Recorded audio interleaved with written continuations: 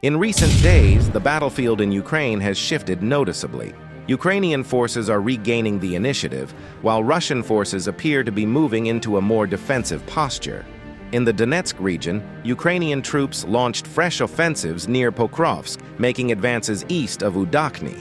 At the same time, in the Kharkiv region, Ukrainian units pushed forward west of Vostok, while heavy fighting continued around Kupiansk. There, Russian forces attempted a major assault, but Ukraine's 116th Mechanized Brigade counterattacked and regained ground inside the city. South of Kupiansk, Russian troops repelled a Ukrainian National Guard assault, but overall momentum on this axis remains contested. East of Porobidrovsk, Russian units launched another push, gaining some ground about 4 square kilometers against Ukrainian mechanized forces. Meanwhile, in Sumy Oblast, both sides have pulled back certain units, leaving the area weakened.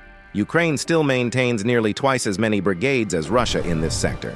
Despite Russian reports of progress near Yunikivka, Ukrainian forces continue to hold local advantages and are exploiting Russian disorganization.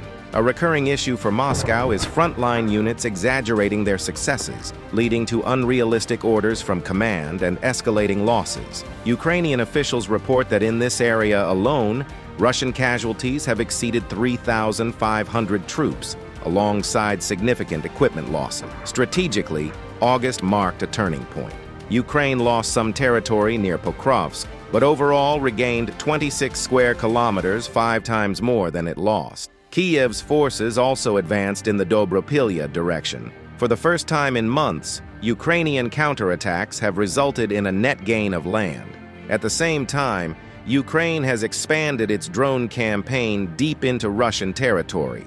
Strikes have targeted energy infrastructure in Voronezh, Belgorod, Kursk, Luhansk, Donetsk, and Bryansk regions. One key target, the 8th Line dispatching station in Bryansk, was severely damaged.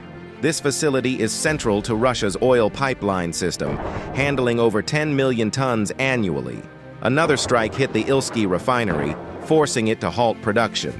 According to Ukraine's drone command, in August alone, attacks disabled or disrupted nearly a quarter of Russia's total refining capacity.